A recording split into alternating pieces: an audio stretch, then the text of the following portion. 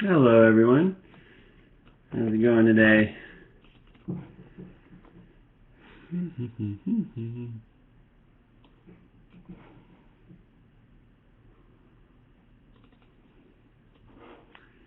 How is everyone doing?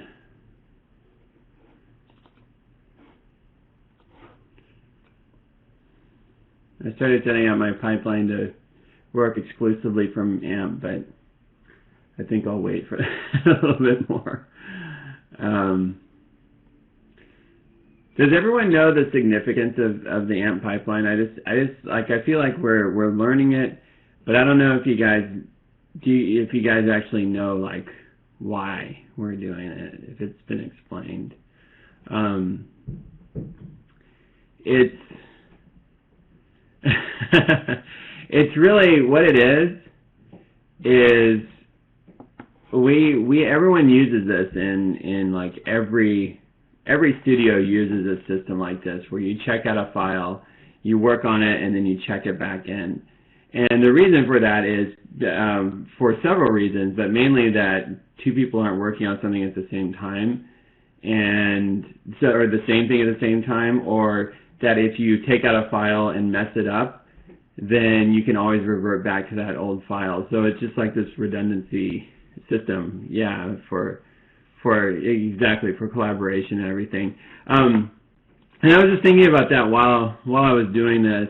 I mean, like I said, I finally got my my AMP working, and it was a conflict with my Double Fine, my VPN stuff. It took a while for them to figure out why. But what we use at Double Fine, and this is what a lot of studios use, is this thing called Perforce, and it's the same sort of thing. So like I have my project here, and then all of my files, like if I go through the source data, see for a game, it's like the source data is the stuff that the artist and everybody is using, like the stuff that isn't actually integrated in the engine yet. So my animation files would be like under all these characters that would have them. And see, like here are all the animation files. And if I want to check it out, I can do the same thing. I can open it for edit, and then it'll come back here, and then I can check it back in. But yeah, just again, like for class 1, you don't use AMP that much, but I know just a few people might be curious, like what's the point of AMP? And it's actually something that's really beneficial in that sense, that it actually teaches you really quite literally the pipeline that production studios use, and it's a really interesting thing. So and enough of that, because everything I showed you was secret, so I can't open those files, unfortunately, not yet. Not supposed to. At least show you the characters and everything like that, but it's hopefully pretty soon. Hopefully before the end of the term, I can show you a few of what I've been working on Broken Age, and the game I'm working on now, which was the Double Fine Kickstarter project. And it's interesting because it's not exclusively 3D, but we're using Maya to animate 2D characters, which is very new for me, and it's like a step away from Flash in that we have a little bit more control because it's 3D, but a lot of times it's kind of interesting to be working in a 3D program and only be able to work on 2 planes really, because you see that flexibility and you want to use it, and you get kind of spoiled with animating in 3D. But hopefully, yeah, I'll ask Double Fine and see if I can get permission to show you guys some stuff for that, because I think that would be fun to see. And I can definitely show you guys other stuff that I've worked on in the past, like from the cave, and I think that's what I have locally, so I can show you that. But yeah, exactly. It's kind of like how South Park does it with their 2D, 3D, because they animate in Maya too.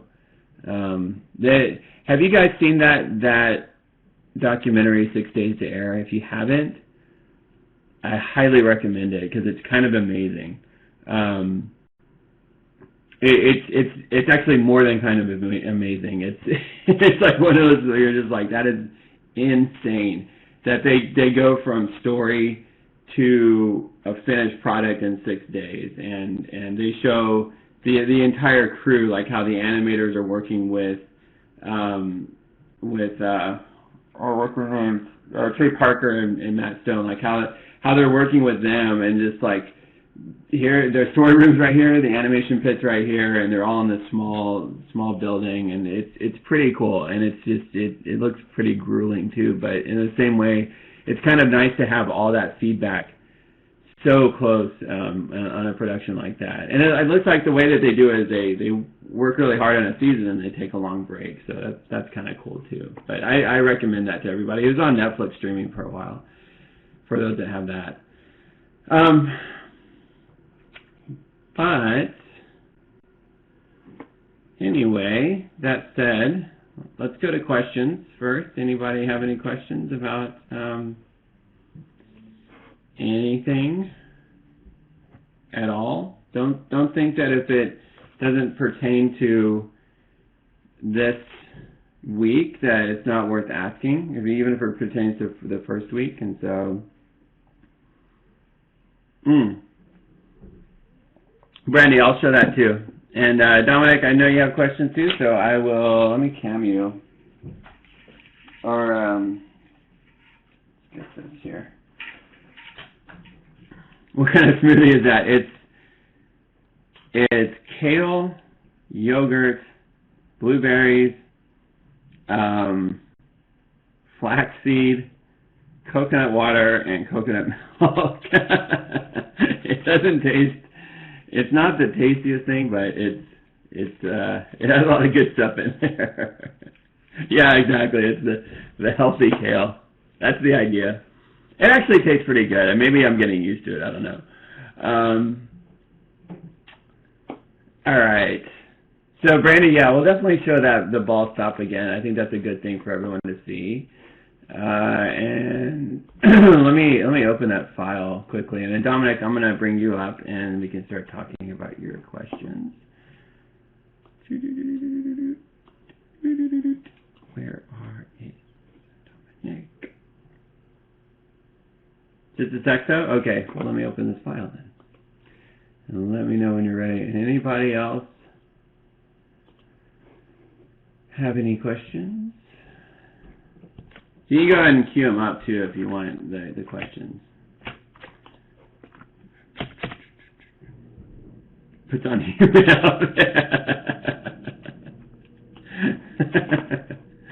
Funny. Okay, Dominic, how's it going?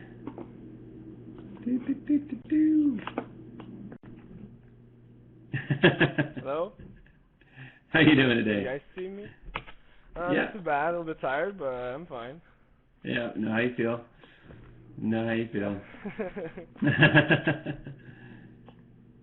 So, I know you sent me some questions over email, and I wanted, like we said, we wanted to go over this just in the Q&A. I think it's good to go over. So, cause that's the thing, because I wrote you a couple of emails, and I just don't want to, write 5 emails about my question and then ask in the Q&A, and I don't know. I was thinking it was a little bit too much, but since you asked me to ask that during the Q&A, well, I'll do it. Yeah, definitely. Yeah. Let me tell that just so everyone else knows. There aren't. Don't be afraid to ask a lot of questions during this Q&A, because it's okay if we interrupt there's no interrupting the actual lecture, because the Q&A is definitely for clarification. And Dominic, this is for everyone else, just so everyone else knows that too. But yeah, so it's definitely a good time for that, so we can collaborate with each other on that. So anyway, Dominic, go ahead. Well, yeah, so my first questions are about I know Julian asked one of them last week, but it was not my question was a little bit more deep in that. So it's about I asked you in the email the priorities about the pose. Between the line of action, the weight, the silhouette, the body language, Because I know it's all important, but what will be like the most important thing and in what order?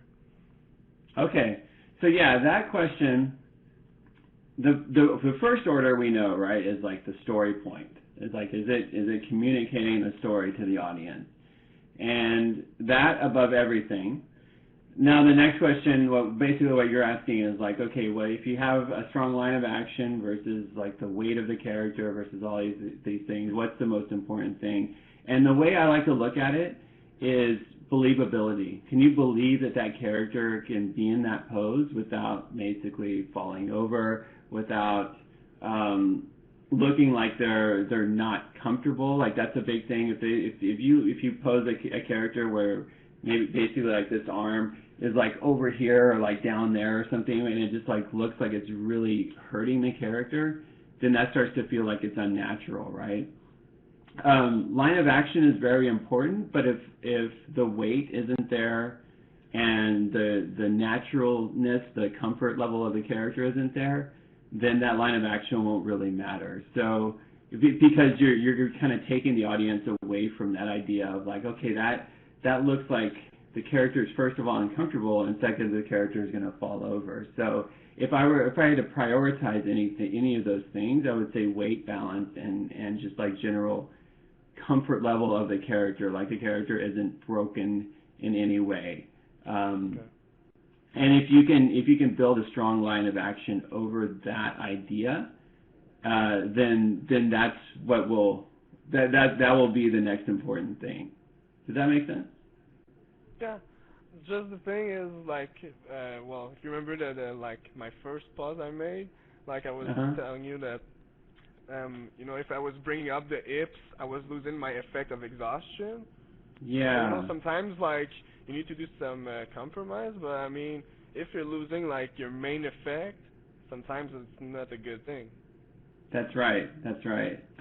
So in that sense, it's like, okay, you have to kind of reevaluate the pose and say like, okay, my main point is exhaustion, and if I'm changing this pose away from that exhaustion, then I must be doing it. I must be doing something wrong here. I must be trying to go the other way, and so that's the main balance to find. With your pose with this exhaustion, like I think that. I think even the revision I drew like the leg out instead of the leg up, and I think that would show a little bit more exhaustion. But the angle that you chose for this revision looked really good because it had everything proportioned in the way that communicated the pose. If that makes sense. Yeah.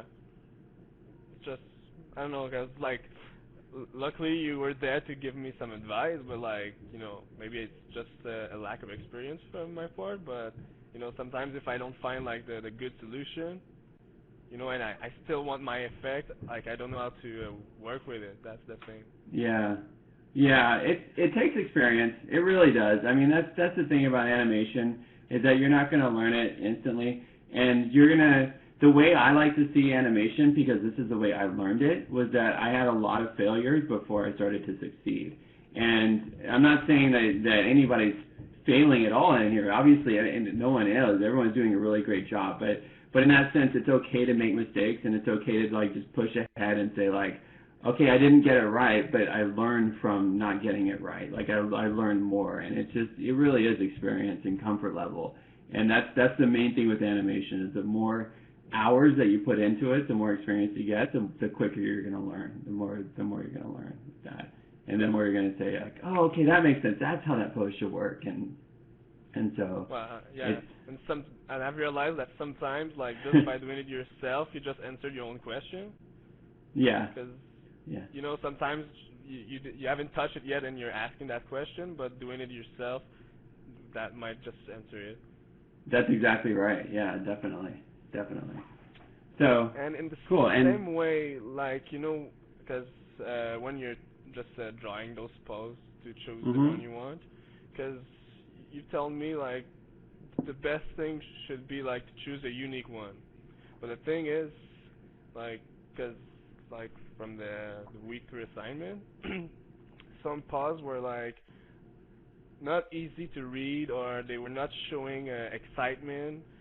So I don't know, like in the same way to choose a pose, what will be like the main thing I should go with, like, because one thing I've told you, like, I don't like stuff that are symmetrical. Yeah. And you know, when there's an overlapping, like if, for instance, the arm in front of the face, and you told me that just don't think about that and just try some stuff. But Yeah. when I'm okay, but like when I'm choosing a pose, like I don't know, like okay, if I'm testing stuff, that might be okay. But like if I want to get the best one, I I don't know. I'm just thinking, okay, I need some negative space over there. I need no overlapping in front of the face and stuff like that. But I don't know what, in the same way, what will be the priority to choose like the best pose, beside being the Right. unique one. Yeah. It's again, it goes back to experience and just trying trial and error. And I think that if you're saying if you're building a pose and you think like, okay, I don't want to overlap this shape over this one because it technically doesn't seem like a thing to do, but I really like this pose and I think it's natural. And that, to me, that's more important, that you're getting a natural pose. And it's okay if like maybe that didn't work, like getting that overlap shape over in front of the face or whatever, that it's something that doesn't work, or it's something you think doesn't work. I'd rather see that, because you turn that in and you say like, okay, this is my dilemma. And you can write this in the note section for the critique. You can say, this is my dilemma. I really like this pose. I really think it's natural, but I don't think that what I'm doing here, whatever it is, this overlapping shape, I don't think it's working. But I really prefer this pose because I feel like this feels more natural to me. Like, to me, I will respond to that a lot better. I will say, okay, like, that's really cool that you're trying something natural and unique, and maybe you haven't gotten there yet with that pose, like you haven't gotten like the technical parts down, but it's better to me to see that than to try just like, okay, that didn't work, and then try something that's very very bland in a sense, or not unique, just because it does work for you. Does that make sense? Yeah.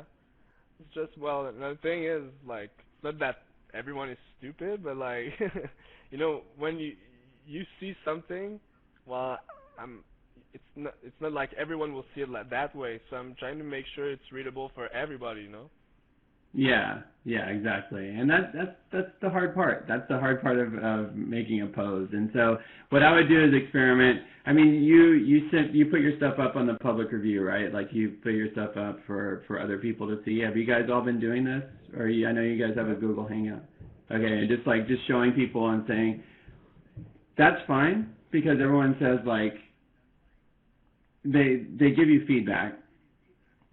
And it's cool to see that feedback. The problem, though, is that, like, a lot of times everyone knows that you're going for an excitement pose. Everyone knows that you're going for a devastation pose. So they have that preconceived notion of, like, okay, I know you're going for devastation, so I know that's a devastated pose. What I would do is show it to someone that isn't an animator. Show it to someone that you're just, like, a friend, a partner, coworker, anybody that doesn't really have an eye for it, and say, what do you think this character is thinking?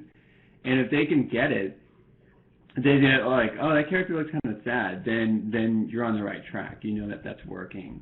That's my biggest test. I think that will show whether or not your pose is communicating to an audience. But for the assignment, because like for this week we need to do a devastated pause. But I mean, if it's sad, is it working, or it's like, I mean, how strict are you guys for the word devastation? Yeah, well, that's the thing. That's the other one that's like kind of, there's devastation can mean a lot of things. Yeah. If it's sad devastation, that's fine.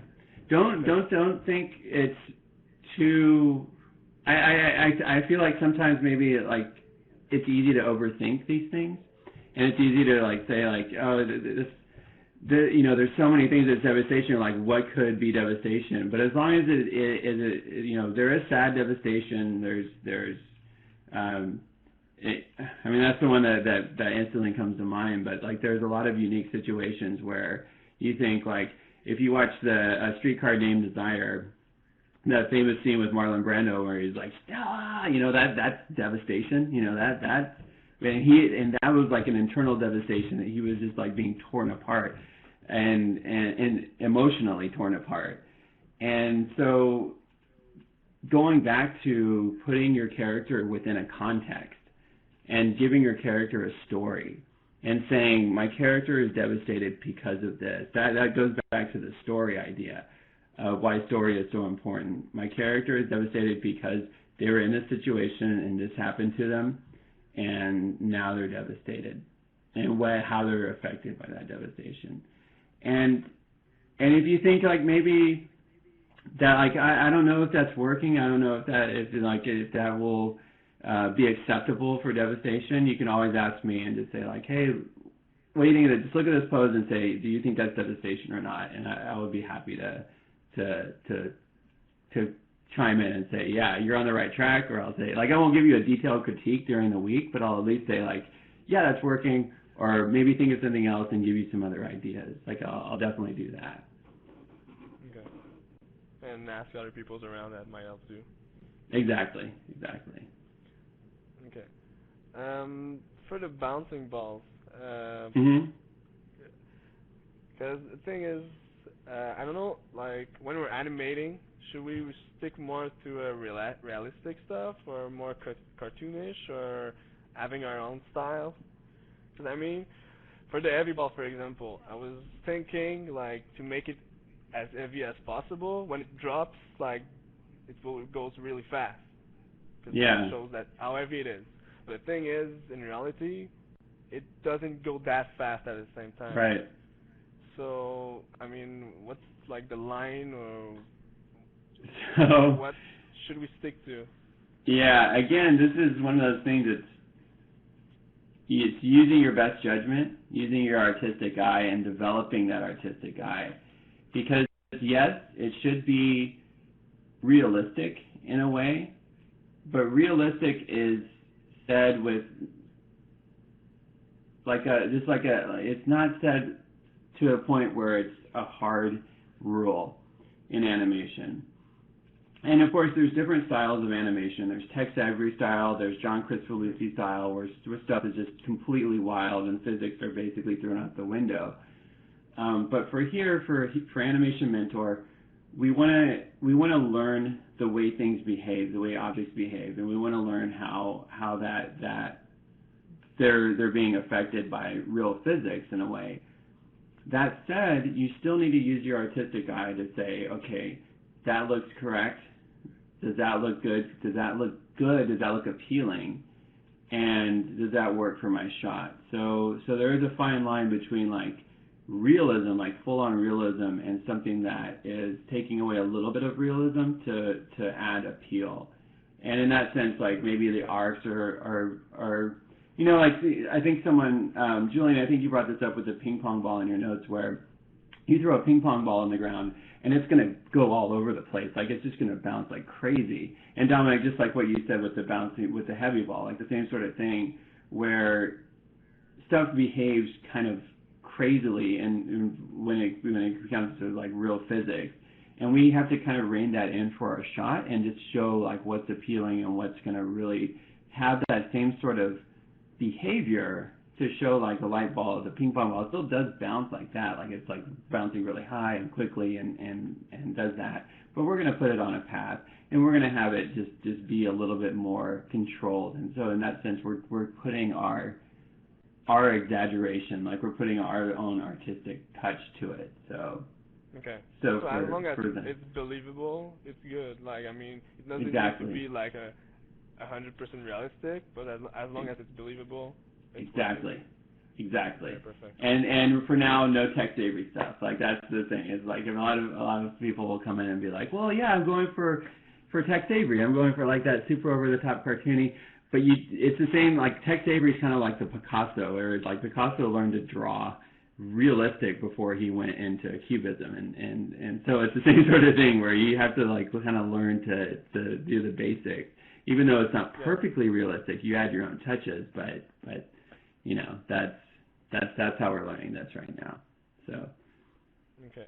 And like my last question would be like, 'cause I like to work with the motion trail, mostly because when I put like lots of key, I can actually see like a good space. Well, I can see the spacing, and it's very easy to work with. But when I have too much keys, it's like almost I can't do anything with the graph editor because, well, I mean, you have keys everywhere, so the curves you almost don't need to touch anything. So I don't know. That's like, fine.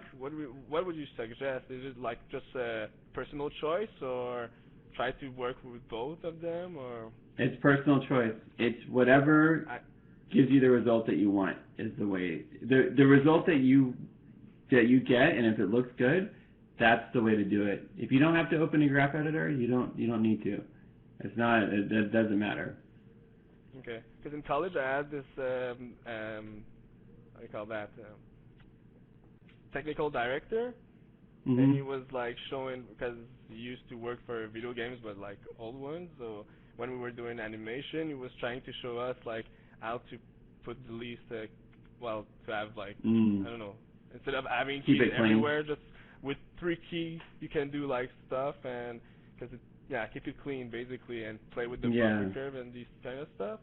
But I mean, at a certain point, like we talk about that, it's like not that much artistic. It's more being like a technician when you're doing that. Right, exactly. I mean, there is something to keeping it thing clean, but you guys don't worry about that now.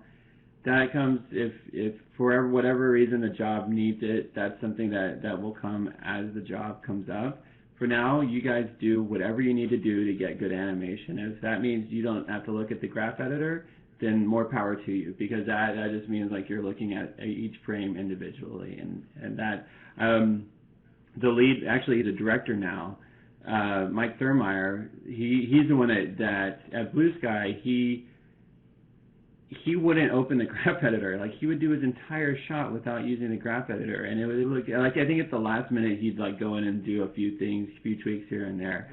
But it blew me away because I learned it the other way. I learned it like doing the graph editor. And you'll see a lot of my demos using the graph editor, but if you don't need to use it, just know that there are a lot of animators out there that don't use it, and it's totally fine. Like, it's really like whatever gets you the results that you need is the way to do it.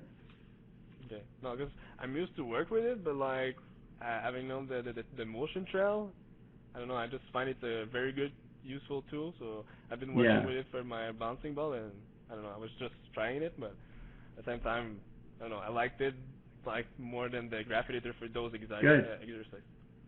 Good, yeah. So anyway, that was it. Okay. All right, thanks. Everything clear? Yep. So far, so good. Okay, great. Thanks, Dominic. Yeah. All right, thanks. All right. So, Casey, I see you have some other questions, too. Can we use props from AMP for our pose, e.g. bench chair? Yeah, sure. Why not? That's fine with me. If it's in there, that's definitely okay. And then you have another one. Let me cam you for this one, because when you say we should increase the height of our bounces. Hey, Casey. Hi. How you doing today? All good. Good. Okay, so when you say we should increase the height of our bounces, should we just increase the height of the curve, or do we need to add more frames, or is this different for each assignment? It is definitely different for every assignment. If I tell you increase the height, I forget what I told you yesterday in terms of, like, I said increase the height. If I said to make it faster, then that means just increase the height with, if that's the case, just increase the height without changing the timing. I would just take it, if you're comfortable with the graph editor, I would just take that key in the graph editor and move it up just to give it a little bit more snap in there, and so that'll be faster. But that is for every assignment that is different. So I wouldn't say that that's a rule by any case. It was just for the bounce in your assignment. That's what I was going for. So. Okay. Cool. And then also, one thing I also wanted to ask was, you know, when you said it needs to, the last spacing before it hits the ground needs to be higher than the one coming out? Yeah. Does that apply to like every ball? So like the ping pong ball as well? Yeah, I would say that applies to every ball, that every bounce. It Okay. just it's one of those things that with every bounce the energy is kind of bleeding off from that bounce, and that's a good way to show that graphically, is to have that from that bounce coming in is going to be a little bit higher on that bounce than the next bounce coming in, and that's just an old 2D animation trick that used to use. So that'll give that presentation. So cool. Make sense? Yeah, makes sense. Great. Any other questions?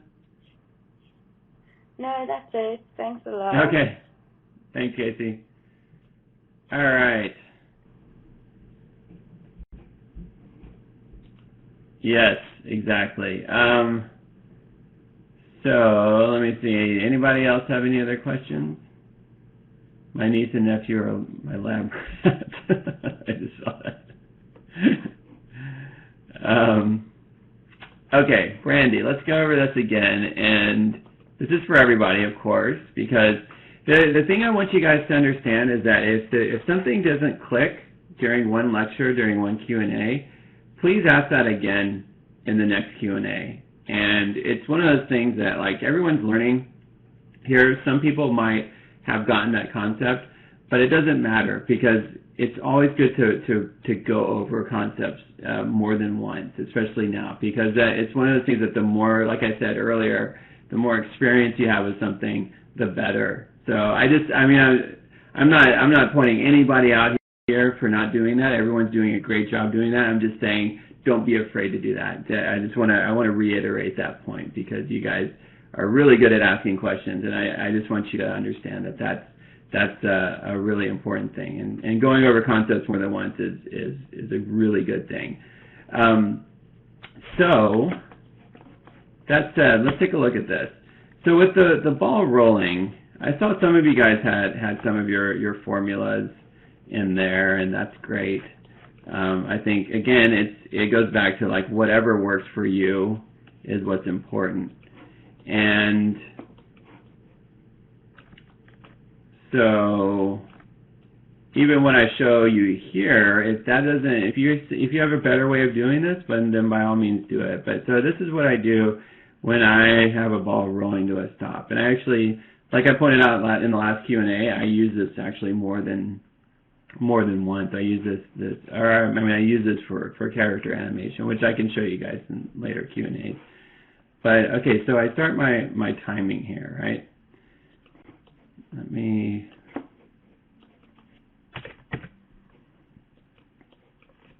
bring this to,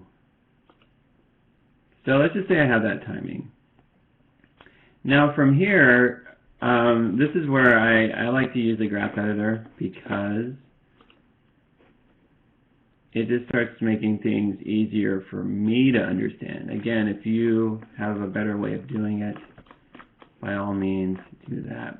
So what I do after that, what I'll do with this is I'll turn every curve. I'll select every curve here, and I'll go to curves, weighted tangents. And I actually have hotkeys set up for that, which you can do too. But the reason why I have it weighted is because then now I can free that tangent weight. Tangents, let's see, right here. Free tangent weight. And you see what that does is now I can, like, move these tangents around like that.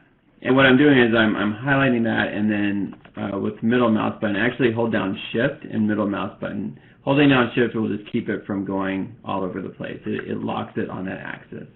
So I hold down Shift and middle mouse button to get that.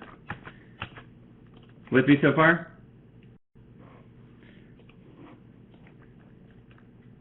Great. Okay, so with the ball rolling, again, like there are formulas to use, What I do is I'll just grab this curve and I'll say, okay, like, look, which direction is it going in? It's going in this direction. So I'm going to add a few spins here and play it back. And that looks a little slow, so I'm going to keep going. Maybe another spin. That looks better. Maybe a little faster. That's fine. So with that, I have my ease ins, and notice the important thing is that holding down Control, and I have Rotate Z selected, and I hold down Control, and I have Rotate or Translate X. I have those both selected, so I'll frame those together by hitting F. And the important thing is that I have both tangents at the same, like one is not offset from the other. If that were the case, like look what happens if I have, I'm just going to set that to auto tangent, so it brings it in a little closer. Actually, let me change it to spline, so it just shows what happens if one tangent is off from the other. I'm going to get that spin. It's the same sort of thing that if I have one keyframe offset from the other one. Like I offset the rotate from the translate, and I get that spin too. Vice versa, if I go the other way, then it's going to slide without spinning. So it's really important that I keep those together, and that I keep these tangents really similar to each other too. So what I'll do is I'll just like if you find yourself resetting it, I go back to spline, and then I go, oh, I don't have a hotkey, that's why it's not working. So I flatten that out, and now they go together without sliding, but that stop feels very, it just feels too abrupt. So I'm going to give it more spacing here, and I'm going to give it more of an ease in. I'm going to pull that out. So now it's a lot more subtle. But now I want it to roll back a little bit. So what I do is I do the middle mouse thing. I go with my left mouse button, I go a few frames back, like right here. And with my middle mouse button, I hold down my middle mouse button, I go over a few frames forward, and then I keyframe everything. And so what that does is it copied that value. So if I look closely and I rotate Z, it copied that value. Now this is where you want to double check this, because you want to be careful of stuff that looks. What I'll do here is I'll break the tangent weight, and I'll just move it over that same sort of thing here, where break it and then move it over. And again, that should be pretty similar to each other.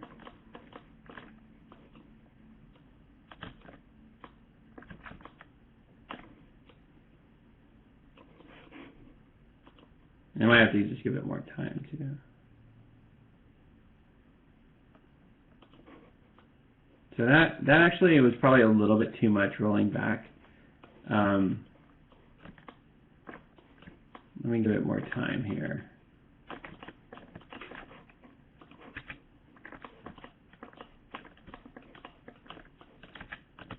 Something really weird just happened with that.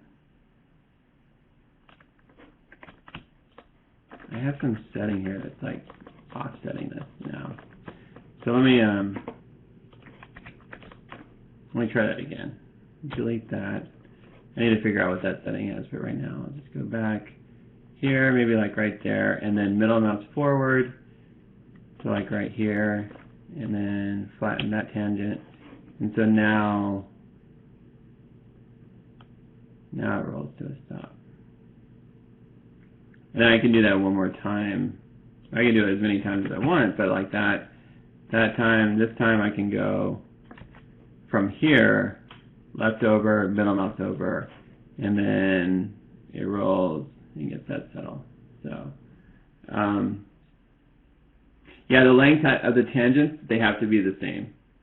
So you make sure that, like, if one is offset from the other, you're changing those values. So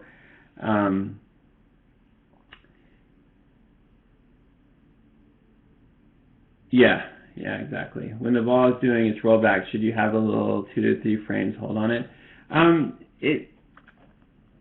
If it's doing this, it's totally okay to have a little bit of a hold on it. I wouldn't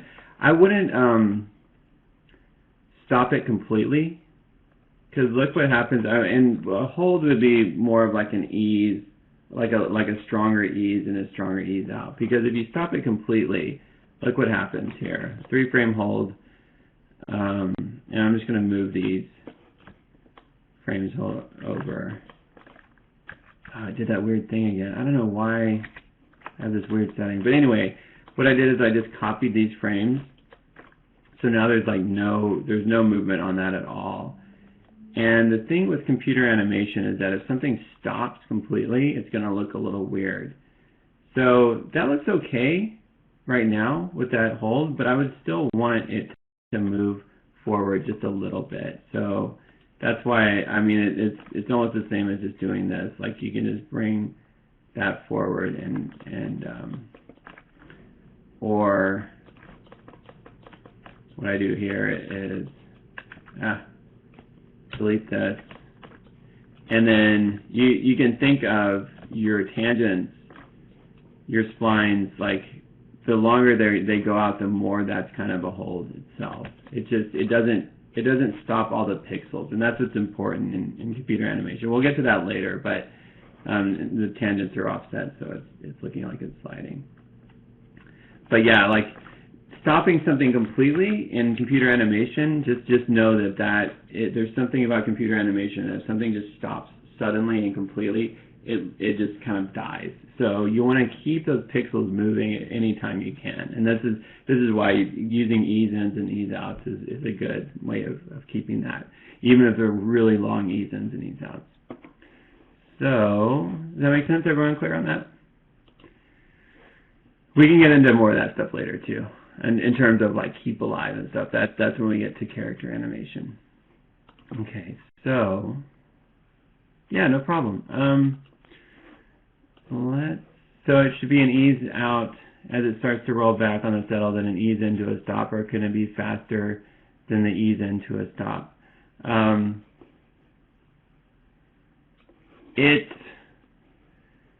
It's one of those things that it's really whatever looks good, Julian. Let me just cam you and make sure that we're does that make sense? Whatever looks good is the way to go. Okay.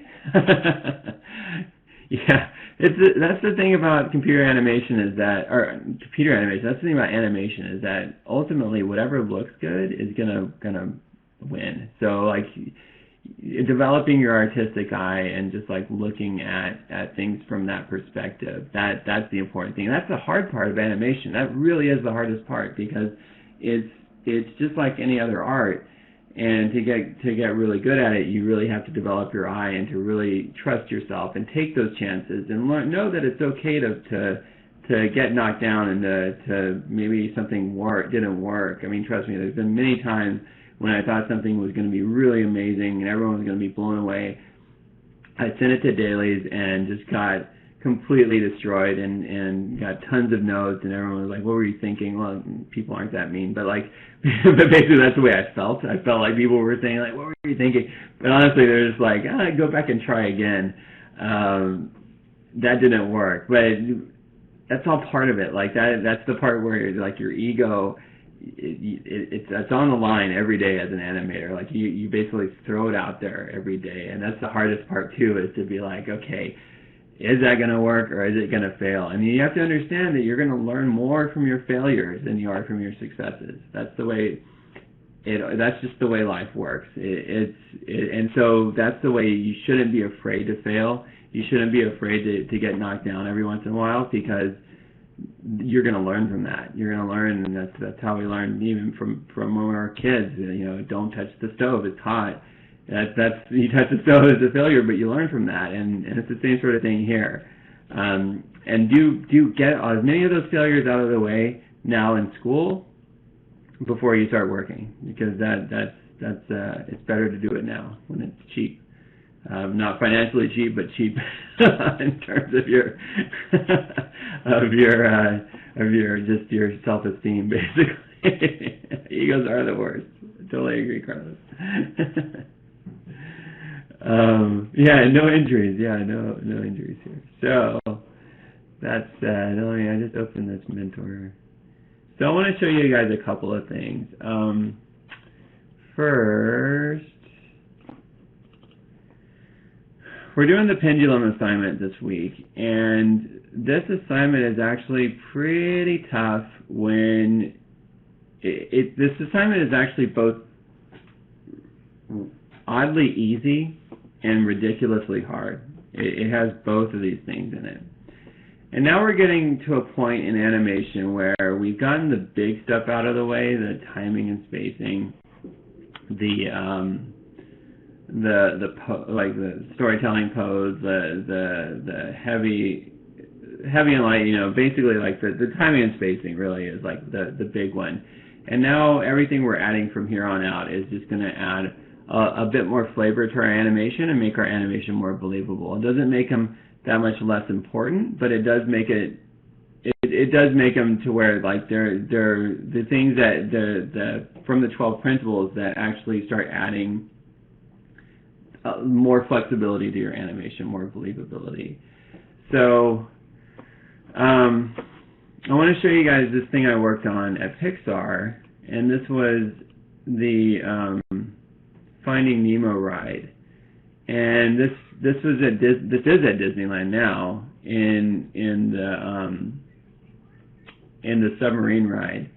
And what we did is we animated these characters as you see here, and you see like every segment here, like there's these red lines, and those are the borders, and there's this thing called the no-fly zone. What they did was they projected the animations that we did through a mirror onto the actual set, on the ride. So in this scene, when you go past it in the submarine, there's a volcano and the volcano is actually a prop that was built.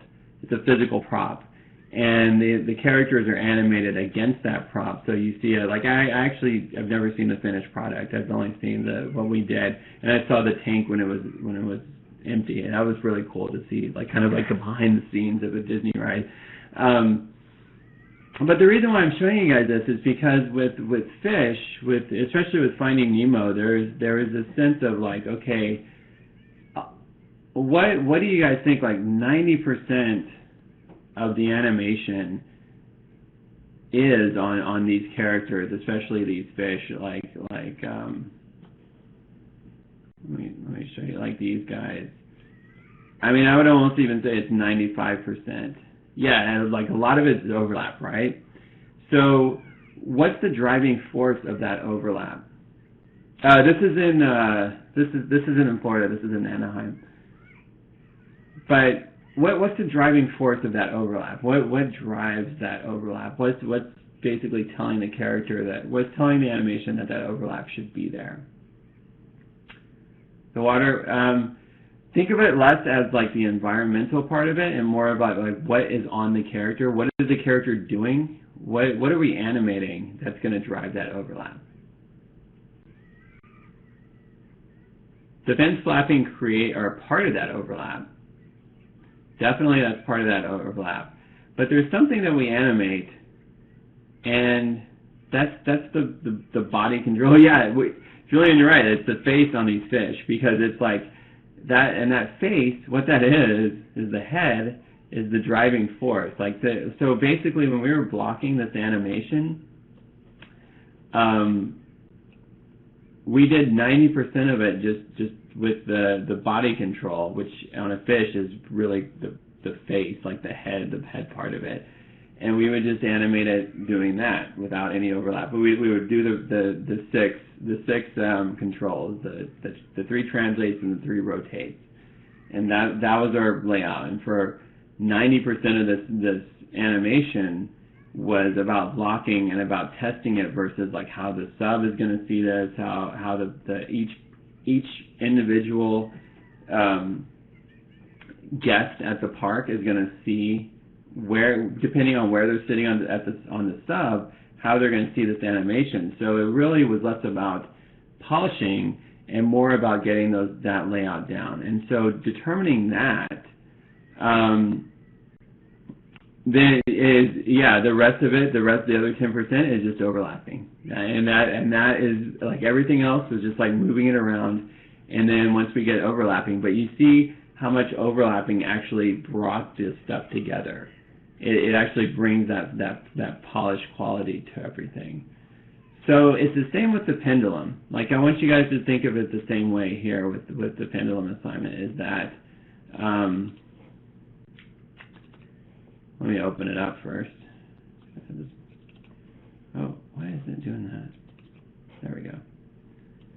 And let me try to open it from the actual content navigator. I should have it here.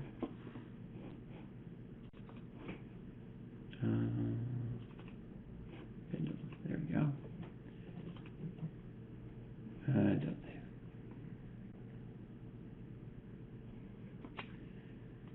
So when we animate this, we're thinking the same way that we think of it with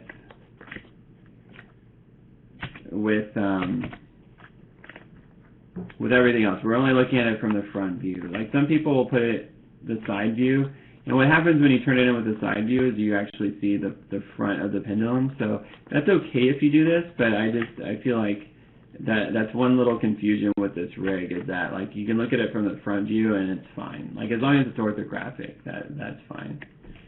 But yeah, what we want to do now is establish, first and foremost, the most important thing to animate on this before we do anything else is this controller. The pendulum to controller, like that, it's actually called that. And so, yeah, the block, exactly, the brick, whatever you want to call it, that is going to control everything else with this overlap. So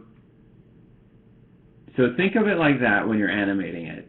How you animate it is one thing. Like the way I tell every student about this animation, about this assignment, is that you're not going to get a job based on this assignment. Like no one's gonna if you go really complicated with this assignment and then show it to someone at Pixar, they're not going to hire you. Unfortunately, yeah, sad face. So with that said, and the reason why I say that is because a lot of people can get really carried away with this assignment and it ends up biting them in the butt, because it is one of those things that it can be it's very easy at first, but it can also be very complicated. And so just don't get carried away with it. Just understand that you're learning basic principles here, and take those basic principles very seriously, because you're going to use them a lot later on down the line. But don't go crazy. Keep it simple. Keep it very, very simple if you have to. The easy route here is sometimes the better way to go, especially if you're not sure whether or not you're comfortable doing that. Okay? Exactly. KISS.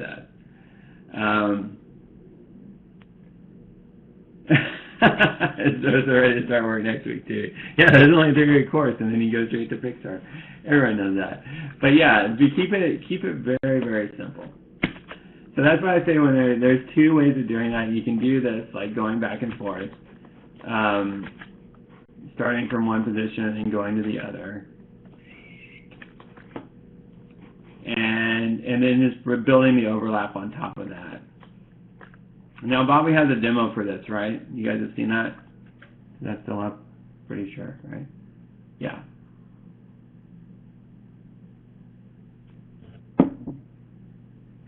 Where he takes, I mean, if you haven't seen it, just know that, I mean, that's there, where you basically take this, and this is, a lot of this was how we animated those fish, those Nemo fish.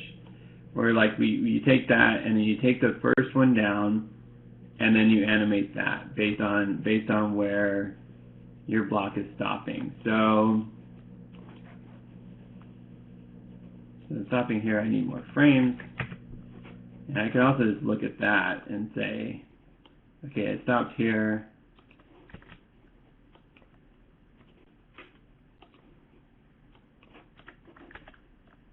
I'm going to bring that up.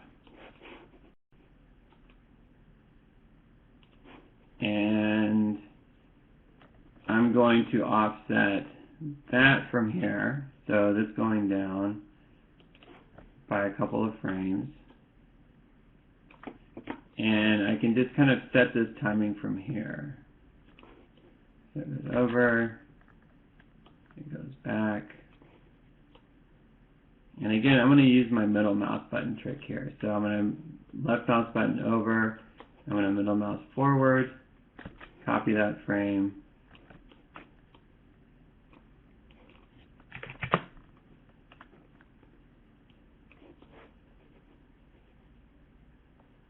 and then middle mouse over here, copy that frame, and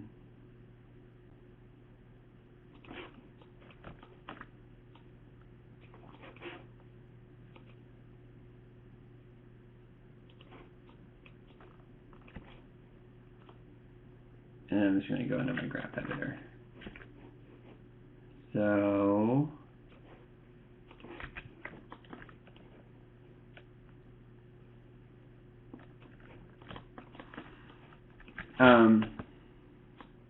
Google Pin do a barrel. I just watched that movie again. Top Gun.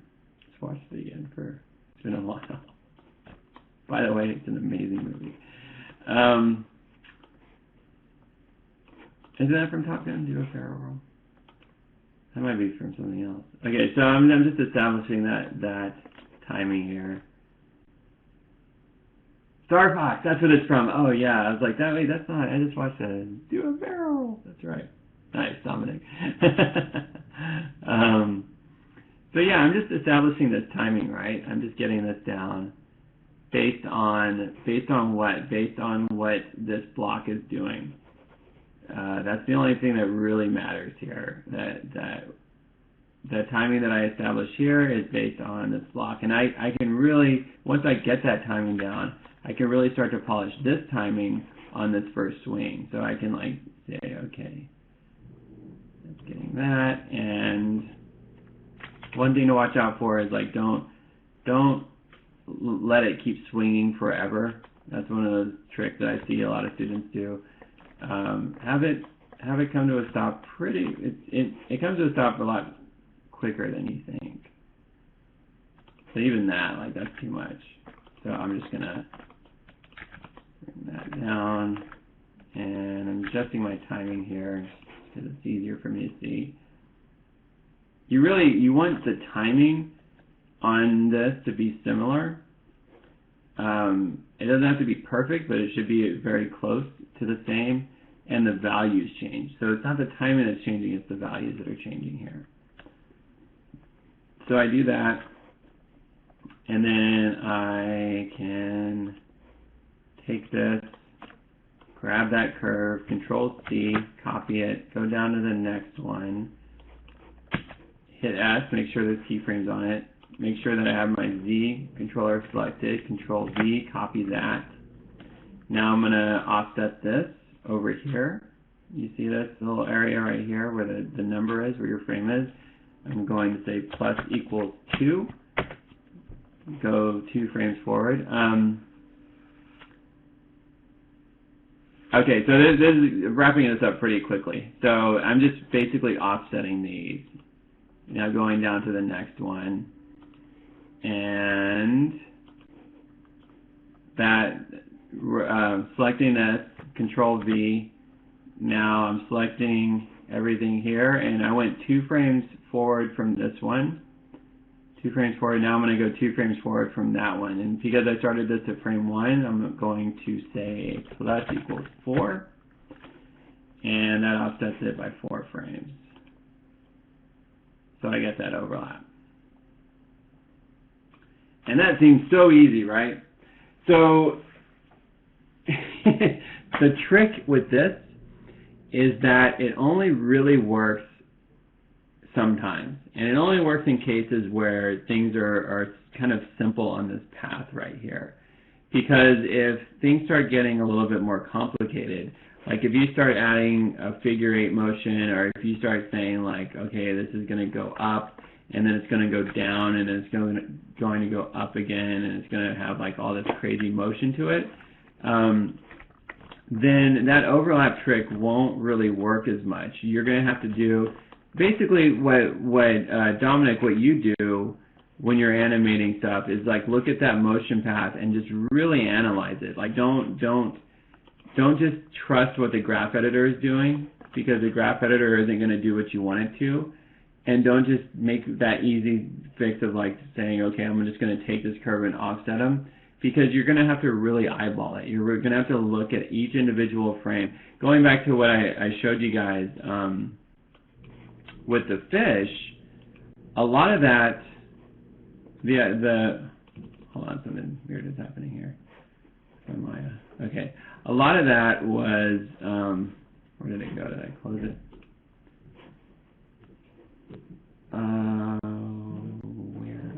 There. A lot of this was done one frame at a time. And when we started, my lead on the project, who worked on Nemo, the movie, he was like, yeah, we use this trick where you take the controller and then you offset stuff, and then basically what I just showed you, he showed me that trick. And then he's like, it works, but most of the time it doesn't work. Like when you have complex motions like this, where like with this purple fish specifically, like that was this, all that part right here was animated one frame at a time, just to make sure that all the arcs were there and all that overlap was there, and it actually was very meticulous. So just know that, like you have some tricks at your disposal that can make things easier, but they don't work. I would say they don't work most of the time. They work sometimes, and sometimes that's awesome. But a lot of the times they don't work, and it's up to you to make sure that each of those frames are animated correctly and look good. Okay? So, so tricks can be tricky. That's exactly right. It's a great way of saying it, Julian. Great way of thinking of it. So that said, please keep this simple. Know that I would rather see a simple animation that's very polished than a very complex animation that isn't finished. That leads to like, well, I have to give you an F because you didn't finish your assignment. If you do something very simple and it looks great and it's beautifully animated and it has all the nice polish and it's very simple, I'm not going to say, oh, it's too simple, you get an F. I'm going to say that looks perfect because you did everything in the animation looks great, and so you'll most likely get an A. So think about that when you're doing this assignment. Simplicity is key on every assignment, even when it comes to your professional work. So, yeah, too simple. Get out of here. I will never say that. I promise you, I'll never say that. If the animation is all there, I will never say that. Yeah, if you're like it's just a ball sitting there or the pendulum sitting there without any animation, that is too simple. You didn't do anything. So, any other questions before I have to go pretty soon too? But any other questions? Are you guys feeling pretty comfortable about this? And everything in general? Okay. Great. Okay, well, with that said, let me know if you have any questions along the way. Please email me. And that's it. Have a great week. Have fun with this assignment. All right, take care. See you guys.